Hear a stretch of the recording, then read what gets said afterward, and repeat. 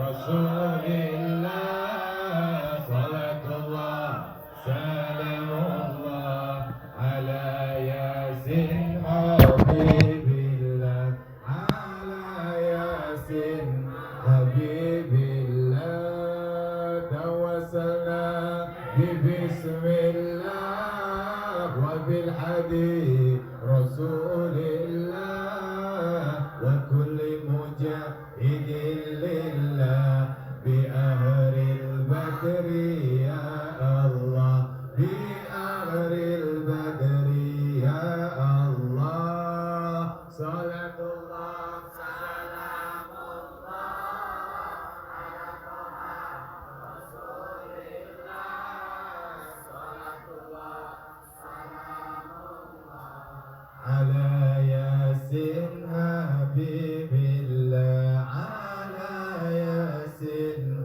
habibillah, ilahi sallimil ummah minal afati wan nikmah wa min hamim wa min ummah bi ahril badri ya Allah, bi ahril badri ya Allah. Sallu ala Nabi Muhammad. Ketika Allah nyuruh sholat, apa Allah sholat? Tidak. Ketika Allah nyuruh zakat, apa Allah zakat? Tidak. Tetapi ketika Allah nyuruh kita bersolawat, yusalluna ala Nabi, Allah bersolawat kepada Sayyidina Muhammad sallallahu alaihi wasallam, maka jangan tinggalkan engkau punya solawat. Jangan pernah luput engkau daripada mengucapkan bibirmu bersolawat kepada Rasulullah sallallahu alaihi wasallam. Bahkan Nabi itu sampai mengatakan, man shalla alayya sholatan wahidatan sallallahu alaihi wasallam. Barang siapa, kata Nabi, yang bersolawat kepadaku satu kali, maka Allah bersolawat kepadanya 10 kali. Maksudnya bagaimana? Maksudnya solawat adalah rahmat. Dibawa tuh kita punya solawat ke makamnya Rasulullah SAW di Masjid Nabawi oleh malaikat. Malaikat itu berkata, ya Allah, si Fulan bin Fulan, Fulana bin Fulan telah bersolawat kepadamu ya Rasulullah. Apa kata Nabi? Wahai malaikat, bawalah solawat tersebut ke hadapan Allah Subhanahu wa ta'ala. Dibawalah kita punya solawat oleh malaikat atas perintahnya Nabi di hadapan Allah. Malaikat itu pun berkata, ya Rabb, wahai Tuhanku, si Fulan dan Fulana, kita punya nama disebutkan satu persatu oleh malaikat di hadapan Allah. Mereka telah bersolawat kepada kekasihmu Muhammad. Apa kata Allah? Akan aku ciptakan dari setiap satu huruf yang mereka bacakan 360 malaikat, yang dimana 360 malaikat ini aku ciptakan khusus untuk orang-orang yang bersolawat kepada Nabiku Sayyiduna wa Habibuna Muhammad. Untuk apa? Malaikat ini memohon ampun kepadaku untuk dosa-dosa orang yang bersolawat tersebut. Dan malaikat ini tidak akan sama sekali menurunkan tangannya sampai datangnya yaumil kiamah sebelum orang itu dihapuskan seluruh dosa-dosanya. Dan mudah-mudahan wasilah solawat yang kita bacakan kelak, bibir itu yang mengucapkan daripada solawat, kelak akan kita diingat semuanya oleh Habibuna Muhammad sallallahu alaihi wasallam. Oleh karenanya semarakkan terus solawat. Nih contoh anak muda nih, ini di luar dari konteks daripada ceramah, karena assalamualaikum pun belum. Kalian anak muda, hei, kalian mengaku sebagai umat Nabi, kalian mengaku sebagai pecinta Rasulullah. Di statusmu, handphonemu yang kau pegang setiap hari, bahkan engkau lebih memegang HP ketimbang memegang Al-Quran. HP itu bangun tidur nyari, mau tidur pegang, beres baca kitab buka, bahkan ke WC bawa HP. Silakan begitu ayah. Mana? Kalian update status biar orang-orang tahu OTW ke sana, jalan-jalan ke sana, makan ini, makan itu, di-upload di sosial media, dipertontonkan di depan orang banyak.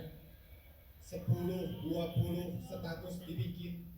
Atau dari 20 status, satu status engkau mengucapkan Allahumma sholli ala Sayyidina Muhammad. Pernah engkau tulis sehari sekali itu? Engkau umat Nabi. Tapi kita abaikan daripada sesuatu yang dimana sesuatu tersebut ketika orang melihat kita bikin status Allahumma sholli ala Sayyidina Muhammad wa ala Sayyidina Muhammad, orang melihat, baca, benar pahala ente. Iya kadang-kadang mauzubillah KBW OTW, KBW iya, KBW itu. Kajian ting anak muda yang di jalanan statusnya masalah Islam, masalah sholawat dikatakan oleh temannya, sok alim amat tuh, sok begini amat, gak apa-apa, biarin. Siapa tahu dari orang puluhan, ratusan yang melihat status kita, wasilah dari melihat status kita tentang ceramah ulama, tentang ayat suci Al-Quran, tentang sholawat. Mudah-mudahan Allah berikan hidayah kepada orang yang melihatnya. Siapa tahu. Jadi tugas dakwah itu bukan untuk daripada MUI saja, bukan untuk ulama saja, bukan untuk habaib saja, bukan untuk kajian saja. Siapa tugas yang diberikan untuk berdakwah? Semuanya, kulluhum ummah. Mau yang di jalan, mau yang di pondok, mau yang dibesarkan di sawah, di kebun, berbisnis, kita mengajaklah kebaikan ke jalan Allah Subhanahu wa Ta'ala. Jelas, paham, tadi dilakukan. Apa sukana ini anak kenaik sedaya 101 sedari masak kepada Allahumma sholli ala sayyidina, pakai salawat gitu. Hadirin masak baca salawat asal untuk di WC ya baca salawat asal pantas, maka sebarakkan daripada salawat kepada baginda Nabi Muhammad sallallahu alaihi wasallam. Sedikit dengarkan baik-baik. Assalamualaikum warahmatullahi wabarakatuh. Alhamdulillahil ghori sultanu al-wadi al-burhanu al-maqsud biwujud keramahu wa ihsanu. Allahumma salli wa sallim wa barik wa karrim muazzim ala nuril anwar wa syiril asrar wa tibiyatil ahyar wa miftahil babil yasir sayyidina wa maulana Muhammadin al-Mukhtar wa alihi al-athar wa ashabihi al-ahyar adadani abdillah wa ibadih ma'am. Yang tentunya selalu kita cintai, kita banggakan, yakni para alim ulama, para kiai, ustadz, guru-guru agama, wabil khusus guru kita semuanya, Ustadz Endang, wabil khusus juga ada Ustadz Redi, Habib Jahwa, dan para ulama-ulama yang lainnya begitu hadir di ini majlis yang alhamdulillah tidak bisa sebutkan namanya, tapi tidak mengurangi takdim rasa hormat al-fatih kepada beliau-beliau. Kita doakanlah para ulama kita, mudah-mudahan selalu dipanjangkan umurnya oleh Allah Subhanahu wa Ta'ala dalam taat beribadah kepada Allah Subhanahu wa Ta'ala. Allah memberikan kepada mereka kesehatan zahir dan batin, amin. Allah mudahkan urusan mereka, amin. Allah sejahterakan ekonomi mereka, amin. Dan mudah-mudahan Allah Subhanahu wa Ta'ala memberikan kepada mereka kesabaran di dalam menuntun kita ke jalan Sayyidina Muhammad sallallahu alaihi wasallam. Dan mudah-mudahan berkat wasilah pada malam hari ini kita berkumpul bersama ulama, Allah jadikan kita semua hamba yang taat kepada Allah, hamba yang patuh kepada Allah, dan Allah Subhanahu wa Ta'ala memberikan kepada kita keberkahan daripada ilmu beliau. Amin ya rabbal alamin. Min dinati fawailul lil mukazzibin bi fadlihim man ahabbahum ahabbahullah man abghadahum abghadahullah. Para habaib, kata Nabi, para syarifah adalah darah dagingku, mereka diciptakan daripada tanahku, maka celakalah bagi siapapun yang mendustakan daripada keutamaan mereka. Barang siapa yang cinta kepada mereka, Allah akan ridho kepadanya. Dan barang siapa yang membenci mereka, yang tidak suka kepada mereka, yang iri kepada mereka, Allah akan membencinya. Insya Allah, walaupun orang tersebut jidatnya hitam karena saking sujud di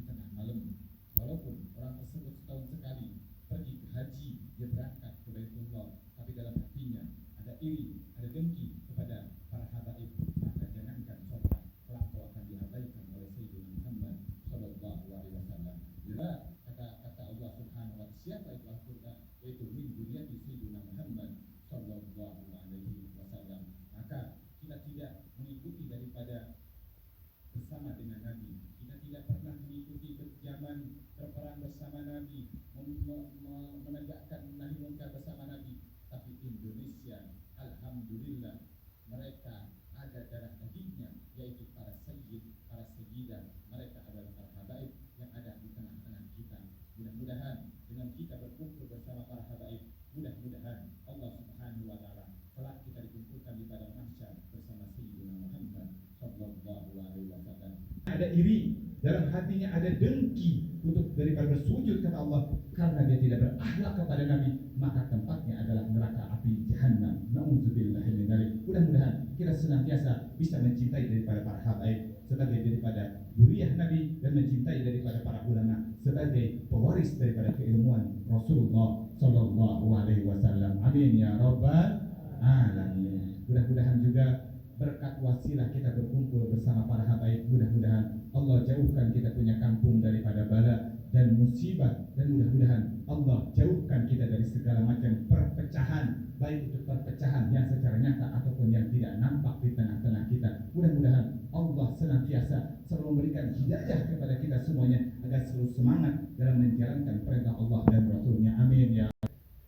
Dalam jiwamu mengalir darah yang dimana darah itu sangat gampang sekali bisa tertipu. Kadang anak muda dengan jiwa mudanya, dia gampang dikompori, dia gampang diacuhkan, dia gampang begitu dikendalikan oleh waktunya sendiri. Hei anak-anak muda, mumpung masih muda, gunakan waktu yang kalian punya saat ini tidak lain untuk belajar ilmu agama. Saya bisa membawa umatnya Nabi ketika ditanya, hei kamu pulang, mana umatmu? Ini ya Rasulullah, ini aku mengajarkan daripada perintahmu, aku bawa umat ini menuju jalanmu, dan kita melihat Nabi tersenyum kepada kita. Mudah-mudahan kelak kita sama-sama bisa berjumpa dengan Sayyidina Habibuna Muhammad sallallahu alaihi wasallam. Amin ya rabbal alamin. Perhatikan, semua amal yang baik wal yubda bihamdillah, kalau kita tidak sertakan pujian kepada Allah bahwa amal itu terputus, tak bernilai apa-apa, maka sama-sama kita awali mengucapkan alhamdulillah rabbil alamin. Hidup ini pun tak bermakna.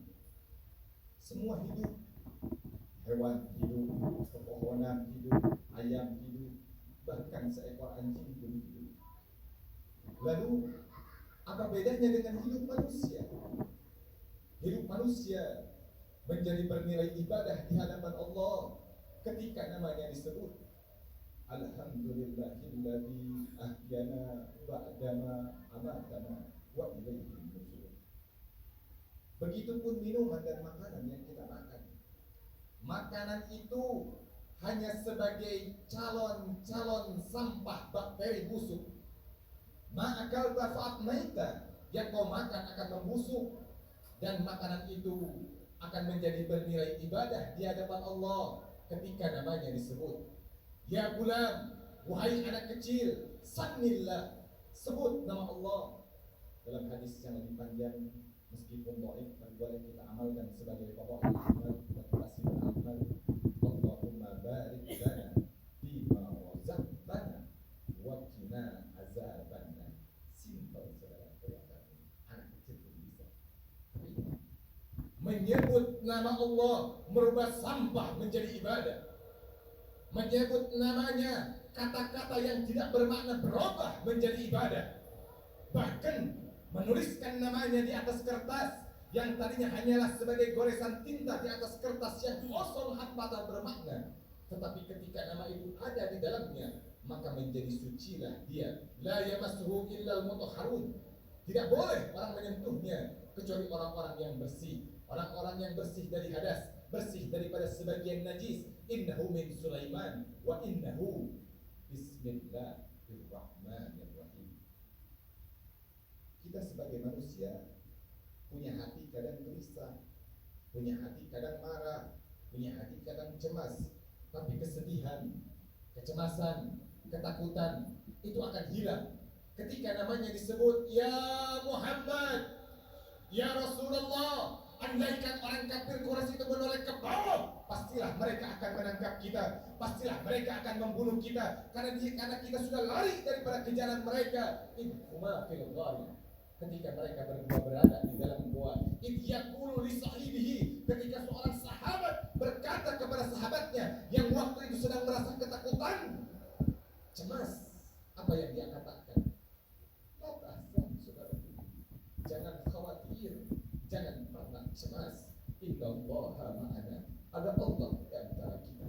Ma dhannuka bismaini, hai Abu Bakar Asy-Siddiq, kalau kau sangka kita berdua, Allahu salisuhuma, ada Allah di antara kita. Wa huwa ma'akum aina kuntum, dia selalu bersama dimanapun kamu berada. Ketika dunia terasa sempit, usaha sulit, dunia sulit, Allahumma qad daqas alayya, ya Rabb, terasa sempit dunia ini bagiku, bima rahabat. Padahal sebelumnya dunia ini lapang, tapi hari ini terasa sempit. Maka keluarlah dari mulut kita, ya Allah, tidak dapat alika dunia pakul, ya Allah. Ketika kesedihan, kesusahan menghampirimu, tarik nafas panjang, katakan ya Allah. Tidak saat tapas adillah, kalau kau minta sama Allah. Wa idza sta'anta fasta'in billah, kalau kau memohon, tidak tempat untuk kita berharap dan bersandar selain kepada Dia. Siapa Dia? Ya Hayyu, ya Ajid, ya Jabbar, dialah Allah Subhanahu wa ta'ala. Saudara, beginilah ciri orang hidup beriman, tidak pernah kosong dari sesuatu apapun. Dia mau meninggalkan rumah, dia baca itu yang diajarkan oleh Nabi. Dia mau makan, dia ucapkan yang diajarkan oleh Nabi. Dia mau masuk ke dalam rumah, diajarkan, dia bacakan daripada yang dibacakan oleh Nabi. Kadang kau mengaku sebagai umatnya Nabi, mengaku sebagai pecinta Rasulullah, tapi hari-harimu jauh sama sekali dalam sunnah Rasulullah SAW. Kadang kau mengaku habaib, kadang kau mengaku ulama, tapi jauh tindakanmu daripada apa yang diajarkan oleh Nabi. Engkau ingin dipandang manusia hina ketika kau ingin melihat orang memujimu. Kau belajar Quran, kau belajar kitab, akan kau dipanggil sebagai guru, akan kau dipanggil disanjung oleh orang. Tetapi ketika kita sendiri, matamu maksiat kepada Allah, kakimu maksiat kepada Allah, seluruh anggota tubuhmu maksiat kepada Allah, tidak malukah engkau dijuluki warasatul anbiya, tapi kau jauh sama sekali daripada apa-apa yang diajarkan oleh Nabi Muhammad sallallahu alaihi wasallam. Merenung sejenak, saudara. Sudahkah keluar kalimat Allah dari mulutmu saat kesusahan itu datang? Sudahkah keluar kalimat Allah dari mulut kita saat sumpah serapah itu datang? Atau dia hanya bersemayam saat hati senang?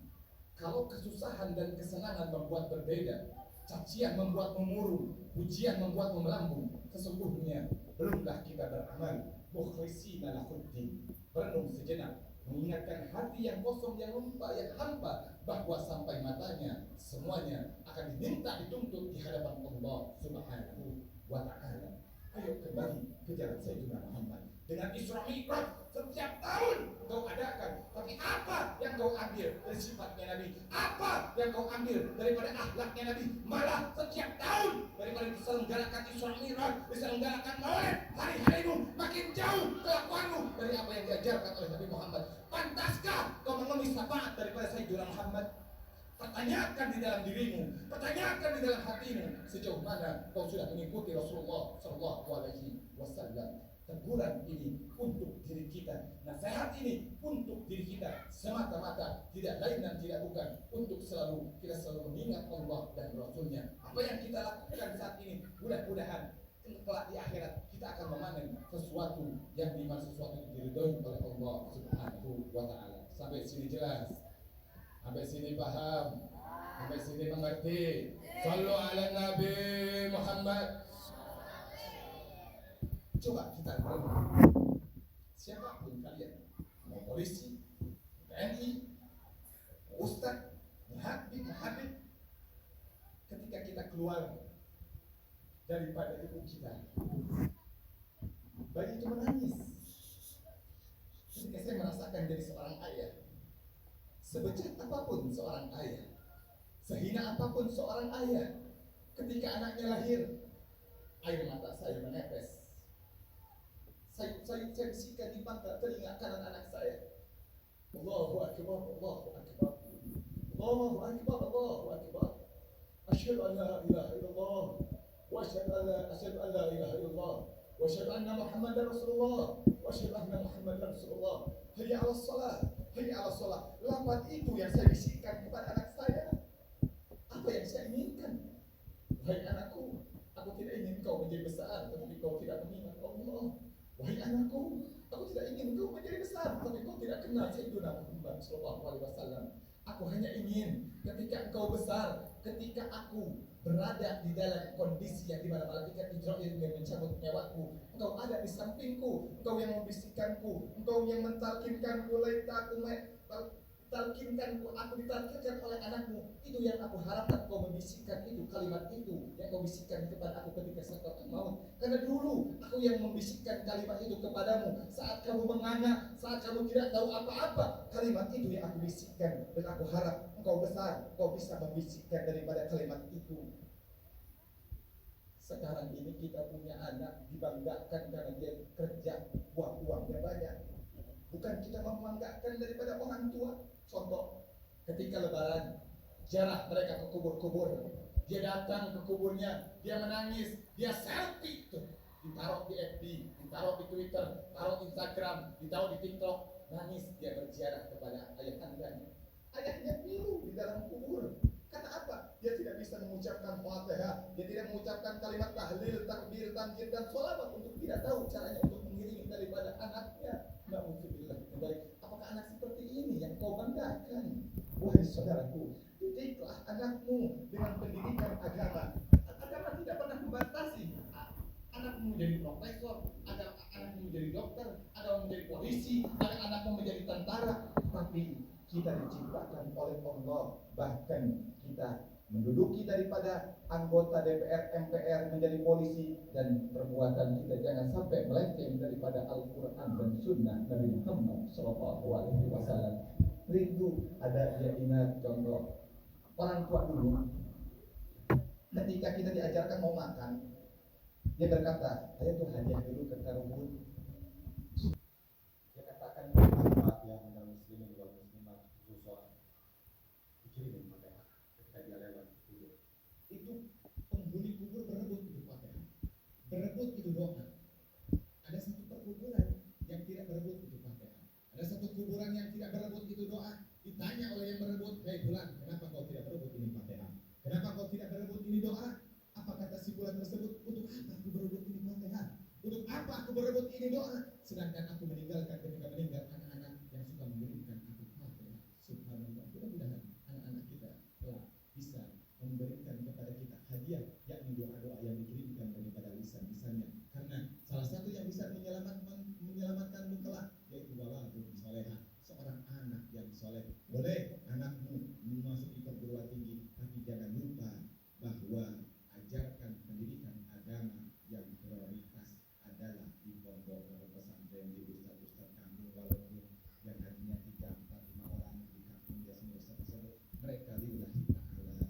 Kadang kita masuk ke kedokteran harus pakai biaya ratusan juta, masuk anggota ini masuk sekian puluh juta, sedangkan ketika diantarkan ke pondok pesantren boro-boro jutaan, boro-boro itu anaknya subhanallah. Mereka ustaz-ustaz yang ngajar-ngajar di kampung-kampung, kadang anaknya nakal, ditegur sama gurunya, ngadu kepada bapaknya, yang ada apa? Dimarahi gurunya, padahal digaji enggak, malah itu keberuntungan buat dia, tapi nanti prestasi akhiratnya malah dimarahi. Inilah yang terjadi saudara. Gara-gara apa?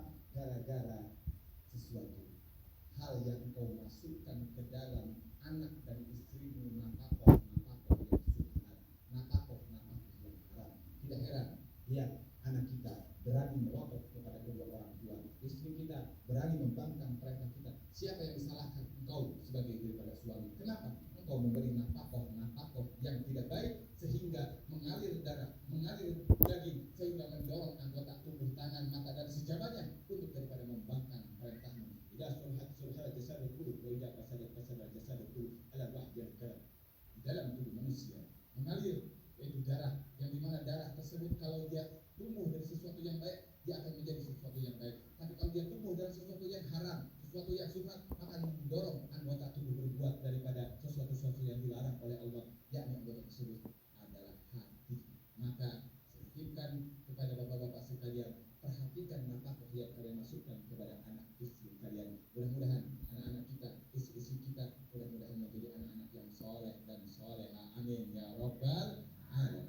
Sampai sini jelas, sampai sini paham. Lanjut apa jangan? Lanjut apa jangan? Capek apa tidak?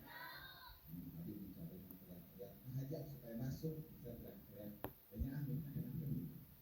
Perhatikan ini, saudara. Yang kedua, pada malam hari ini kita mengenang satu kejadian yang luar biasa. Kita mengenang satu peristiwa yang agung. Kita mengenang satu perjumpaan yang dimana tidak ada perjumpaan yang lebih mulia dari awal sampai saat ini selain daripada perjumpaan tersebut, yakni perjumpaan Nabi Muhammad Sallallahu Alaihi Wasallam dengan Azizul Wahhab bila hijab, perjumpaan Nabi dengan Allah yang kita kenal dengan Isra wal Mi'raj. Isra wal Mi'raj, inti daripada Isra wal Mi'raj, yakni Nabi Muhammad menerima satu perintah yang mulia, menerima satu perintah yang agung, menerima satu perintah yang luar biasa, menerima satu perintah yang utama. Ketika Allah Subhanahu wa Ta'ala memerintahkan perintah-perintah yang lain, itu Allah cukup perintahkan melalui Al-Quran. Allah perintahkan kita untuk zakat, cukup melalui Al-Quran. Allah perintahkan kita untuk jihad, cukup melalui Al-Quran. Allah perintahkan kita untuk puasa, cukup melalui Al-Quran. Tetapi ketika Allah perintahkan kita untuk sholat, tidak cukup melalui Al-Quran. Allah undang, Allah panggil Nabi Muhammad untuk langsung menerima tersebut, perintah tersebut. Kenapa? Karena begitu utamanya sholat, karena begitu luar biasanya sholat, karena begitu afdolnya sholat. Oleh karenanya, jaga engkau punya sholat, perbaiki engkau punya sholat, sempurnakan engkau punya sholat. Saudara-saudara yang dimuliakan oleh Allah Subhanahu wa Ta'ala, sholat adalah penentu kebahagiaan kamu di dunia dan akhirat. Sholat adalah penentu keberuntunganmu di dunia akhirat. Sholat adalah penentu ketika engkau meninggal dalam keadaan baik atau malah sebaliknya. Sholat adalah penentu ketika engkau di dalam kubur dimasukkan ke liang lahat, engkau akan senang atau engkau malah akan diazab oleh murkanya Allah Subhanahu wa Ta'ala. Sholat adalah penentu ketika kita dibangkitkan dari dalam kubur, engkau akan bangkit dalam kelompok yang baik atau dalam kelompok yang tidak baik. Sholat adalah penentu ketika kita semuanya berkumpul di padang mahsyar, engkau akan tenggelam oleh keringat atau engkau akan selamat karena mendapatkan naungan dari Allah Subhanahu wa Ta'ala. Sholat adalah penentu ketika amalmu dihitung, amalmu berat ke sebelah kiri atau ke sebelah kananmu. Sholat adalah penentu ketika engkau melewati daripada jembatan Shiratul Mustaqim, engkau akan selamat ke dalam surga atau engkau tergelincir ke dalam api neraka Jahannam. Sholat adalah penentu surgamu dan nerakamu. Sholat adalah penentu seluruh amal ibadahmu. Oleh karenanya, jaga engkau punya sholat, perbaiki engkau punya sholat, sempurnakan engkau punya sholat. As-sholat ra'sul ibadah, kata Nabi. Sholat adalah kepalanya ibadah. Sholat adalah otaknya ibadah. Baik buruk amal ibadah seseorang tergantung daripada dia punya sholat. Bagus atau rusaknya amal ibadah seseorang tergantung daripada dia punya sholat. Apabila sholatnya baik seluruh amal ibadah yang lain. Tapi kalau sholatnya hancur, sholatnya rusak, maka rusak seluruh amal ibadah yang lain. Zakatmu miliaran, sia-sia. Puasamu sia-sia kalau kau abaikan perintah yang satu ini. Makanya perbaiki, jaga engkau punya sholat. Bapak-bapak, ibu-ibu sekalian, santri-santri sekalian, Al-Habib Umar ibn Abdurrahman Al-Attas bil Anfas, yakni yang mengarang Ratibul Attas bil Anfas, Habib Umar. Ketika anak beliau wafat, anak beliau itu meninggal dunia, datanglah tetangga-tetangga menjenguk daripada anak-anak beliau, bertakziah kepada beliau. Ketika itu datang waktu sholat, apa kata Habib Umar? Sungguh bagi kalian musibah agama adalah musibah yang enteng. Tahukah kalian, bagiku terlambat sholat berjamaah lebih musibah daripada kematian anakku. Kematian anakku adalah musibah dunia, itu pasti. Sedangkan terlambat sholat adalah musibah agama. Bagiku terlambat sholat lebih musibah daripada kematian anak-anakku. Kenapa? Karena terlambat sholat adalah musibah agama, sedangkan kematian anak-anakku adalah musibah dunia. Kalau terlambat sholat berjamaah saja sudah menjadi musibah agama, bagaimana kau tega meninggalkan sholat 5 waktu? Oleh karenanya bapak-bapak, ibu-ibu sekalian, khususnya kalian anak-anak muda, jikalau di hari-hari yang lalu, minggu-minggu yang lalu, bulan-bulan yang lalu, ataupun tahun-tahun yang lalu ada sholat yang kau tinggalkan, baik sengaja ataupun tidak sengaja, maka kodok engkau punya sholat. Tidak ada alasan bagi kalian untuk tidak mengkodok engkau punya sholat. Wajib engkau kodok engkau punya sholat. Jangankan kita yang suka meninggalkan sholat 5 waktu dengan sengaja. Kamu tahu, dulu di Jeddah ada satu ulama besar, wali besar, namanya Al-Habib Ahmad Assegaf. Beliau itu ayah kandung daripada Al-Habib Abdul Ghadir Assegaf, Jeddah. Beliau ketika sholat subuh, tasyahud terakhir, tahiyat akhir ini, itu beliau panah. Panah itu lupa keadaan sekitar, jadi nggak ingat apa-apa. Beliau panah, dia tetap duduk begini, nggak salam-salam pas sholat subuh. Tahu berapa lama? 40 hari. Beliau begini nggak salam-salam, duduk begini nggak salam-salam. Saking khusyuk dan nikmat berhubungan dengan Allah Subhanahu wa Ta'ala. Setelah lewat itu 40 hari, beliau sadar. Astagfirullah, kata beliau. Assalamualaikum warahmatullahi wabarakatuh. Assalamualaikum warahmatullahi wabarakatuh. Beliau lihat sudah pagi. Dia nanya sama anaknya, ya Abdul Ghadir, sudah masuk waktu duha ya? Kok sudah ada matahari? Anaknya bilang, wahai abah, bukan masuk waktu duha lagi abah, sudah 40 hari. Kata beliau, astagfirullah. Akhirnya apa? Akhirnya beliau kodok sholat-sholat tertinggal selama 40 hari tersebut. Padahal tertinggalnya saking khusyuk dan nikmat berhadapan dengan Allah Subhanahu wa Ta'ala. Saya dan kalian, kita suka meninggalkan sholat hanya gara-gara urusan dunia, meninggalkan sholat hanya gara-gara urusan pekerjaan, meninggalkan sholat hanya gara-gara urusan istri, meninggalkan sholat hanya gara-gara urusan kebun, meninggalkan sholat hanya gara-gara urusan dagangan. Tidak ada alasan bagi kalian untuk tidak mengkodok engkau punya sholat. Wajib engkau kodok engkau punya sholat. Sholat, orang-orang yang meninggalkan sholat 5 waktu dengan sengaja, mereka adalah hewan-hewan yang tidak dihormati. Hayawan khairul muhtaram, hewan-hewan yang tidak dihormati. Siapapun mereka yang meninggalkan sholat 5 waktu dengan sengaja, mereka adalah hewan-hewan yang tidak dihormati. Saya mau tanya, babi najis nggak? Babi najis nggak? Tapi apa kata babi? Ana syarat dabbah, kata babi. Saya binatang paling hancur. Saya binatang paling kotor. Saya binatang paling rusak. Babi makan kotorannya sendiri. Bapak babi kawin tuh sama anak babi perempuannya. Ibu babi kawini anak daripada anak babi laki-laki, bahkan ada yang sesama gitu. Babi paling bangsat dari binatang. Tapi apa kata babi? Sebangsat-bangsatnya saya, sekotor-kotornya saya, sehina-hinanya saya, seburuk-buruknya saya, kelak yaumil qiyamah saya tidak akan dihisab oleh Allah. Saya tidak akan diberi pertanyaan oleh Allah karena saya hanyalah binatang. Awaluhu turab wa akhiru turab. Awalnya tanah, kembali kepada tanah. Surga tidak, neraka juga tidak. Allah tidak akan nanya kepada saya, "Hei babi, sudahkah kamu sholat? Hei babi, sudahkah kamu puasa? Hai babi, sudahkah kamu santuni anak-anak yatim, orang-orang miskin? Hai babi, Allah akan nanya seperti itu. Hai babi, kenapa kamu melacur? Hai babi, kenapa kamu berzina? Hai babi, kenapa mulutmu suka fitnah? Hai babi, kenapa kau enggak berkerudung? Hai babi, kenapa engkau tidak zakat? Hai babi, kenapa kau tidak puasa? Hai babi, kenapa engkau tidak membantu daripada saudaramu yang kesusahan? Allah tidak akan tanya balik seperti itu karena dia adalah binatang. Awalnya tanah, kembali kepada tanah. Surga tidak, neraka juga tidak. Ingat kalimat ini. Apa kata babi?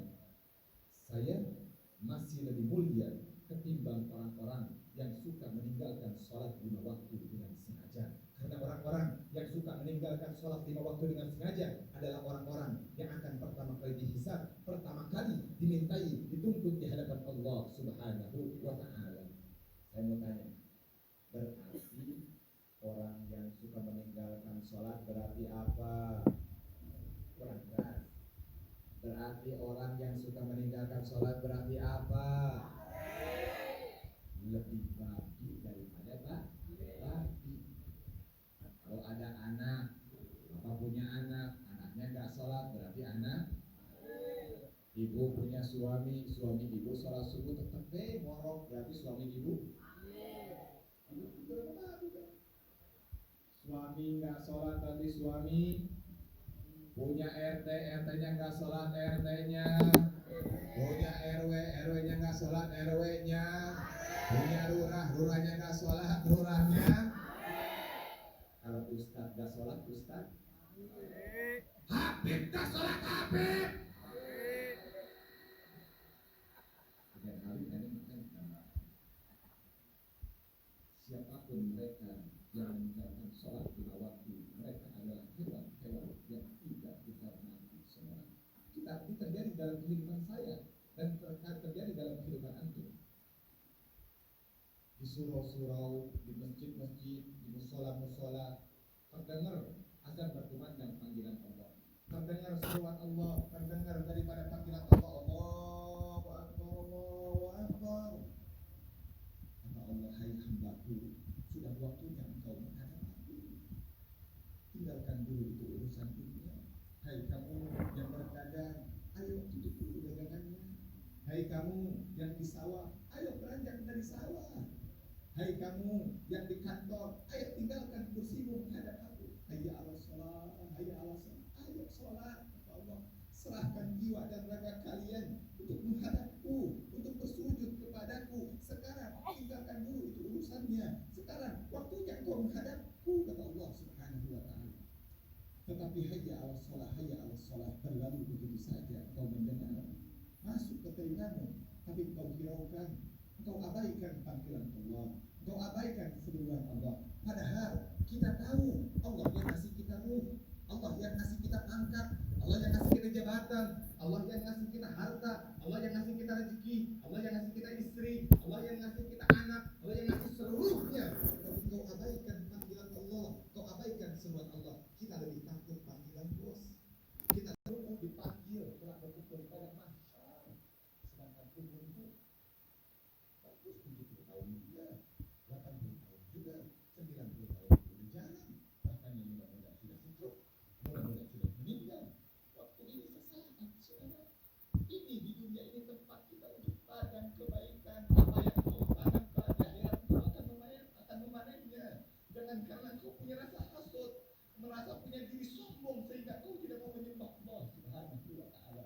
Ketika seluruh umat muslim bertumpuk lutut berhadapan Allah, mereka bersujud semuanya berjamaah sholat di hadapan Allah. Tidak ada pangkat di situ, tidak ada jabatan di situ, tidak ada tua dan kaya, tidak ada miskin ataupun kaya, tidak ada tua dan muda. Semuanya sama rata ketika bersujud lutut di hadapan Allah Subhanahu wa ta'ala. Maka kita tidak bisa ngomong persatuan kalau engkau meninggalkan daripada masjid-masjidmu, bahkan berapa meter di rumahmu, kau hanya lewati, kau hanya numpang ke air, kau hanya numpang daripada hulu, kau hanya numpang membuang air ke masjid. Alhamdulillah, itu adalah Baitullah, itu adalah yang menciptakanmu rumah untuk tempat kau bersujud, tapi kau hanya lewat begitu saja. Di mana perasaanmu? Di mana logikamu? Kau hawa sebagai daripada manusia. Isra Mi'raj ini akan menjadi teguran, akan menjadi pelajaran. Setidaknya kita tidak pernah lagi meninggalkan sholat-sholat yang diperintahkan oleh Allah Subhanahu wa ta'ala. Sekelas Nabi, perannya luar biasa, masih nafkah ke orang luar biasa, masih hadiah ke orang luar biasa. Seluruhnya Nabi bersuatu masalah dalam segala bidang, tapi Nabi tidak pernah meninggalkan sholat.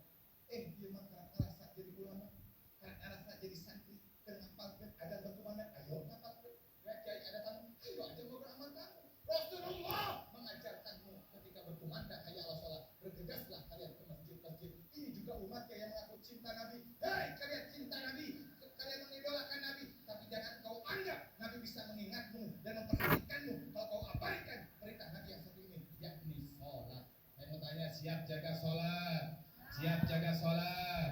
Siap perbaiki sholat? Insya